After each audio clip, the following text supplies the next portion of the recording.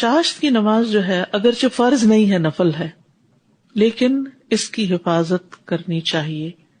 رسول اللہ صلی اللہ علیہ وسلم نے فرمایا چاشت کی نماز کی حفاظت وہی کرتا ہے جو اواب ہو، اور یہی اوابین کی نماز ہے. صلاۃ الاوابین بھی اس کو کہا جاتا ہے. اواب کون ہوتا ہے؟ جو بہت زیادہ اللہ سبحانہ وتعالیٰ کی طرف رجوع کرنے والا ہو، بار بار اللہ کی طرف پلٹنے والا ہو. اب ایک اواب وہ ہے صبح اٹھا تہجد کی نماز پڑھی، پھر فجر کی نماز پڑھی، پھر تھوڑی دیر گزری پھر وہ چاشت کی نماز کے لیے آ گیا، پھر تھوڑی دیر بعد ظہر کی نماز کے لیے آ گیا. تو ظہر جو مڈ ڈے ہے اس وقت تک وہ کتنی نمازیں پڑھ چکا ہے. اس کے پڑھنے کا فائدہ بھی بہت ہے. اس کے پڑھنے سے تمام دن اللہ کی کفایت ملتی ہے، اللہ کافی ہو جاتا ہے.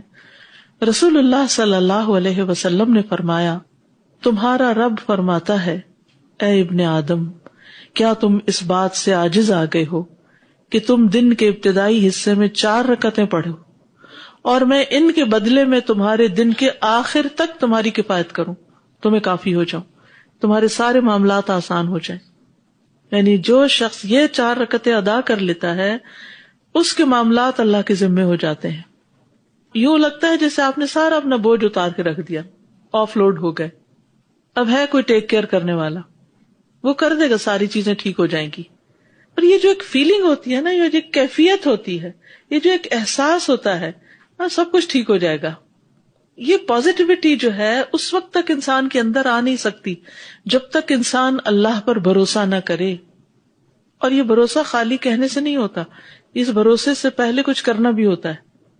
عقل و توکل، آپ کچھ کرو اور پھر اپنے امور اللہ کے سپرد کر دو. پھر یاد رکھیے یہ ابن آدم کے جوڑوں کا صدقہ ہے.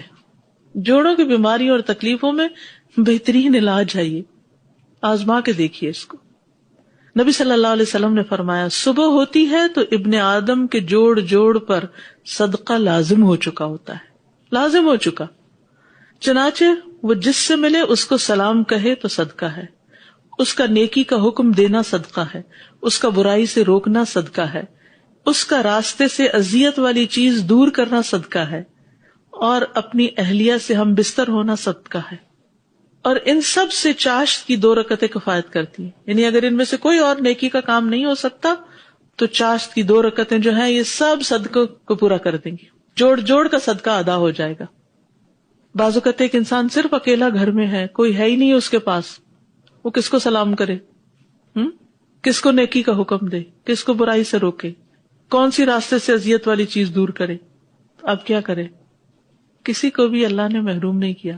2 رکعتیں چاشت کی نماز، تو اپنے بدن کا روز صدقہ. ہمارے ہاں عموماً کیا رواج ہے؟ صدقے کا بکرا. جان کا صدقہ کیا ہے؟ بکرا. تو یہاں جان کا صدقہ کیا ہے؟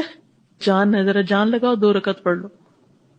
دیکھیے نبی صلی اللہ علیہ وسلم کی سنت کیا ہے، مجھے ذرا بتائیے کہ کوئی بیمار پڑا تو آپ نے بکرا صدقہ کیا، یا کوئی برا خواب دیکھا تو حکم دیا کہ بکرا قربان کرو.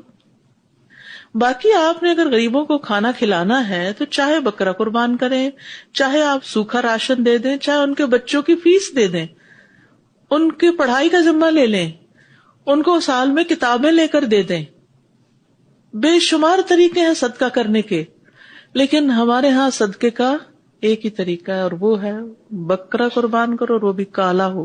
میں نہیں کہتی کہ کوئی جو بکرا کرتا ہے تو اس کا کوئی فائدہ نہیں، ٹھیک ہے، صدقے کی ایک قسم ہے، غریبوں کو کھانا کھلانا کر لیجئے، لیکن اس کو لازم کر لینا اور اس کے سوا سمجھنا کہ بلا ٹالی نہیں سکتی جب تک بکرا نہیں ہوگا، تو یہ کانسیپٹ غلط ہے.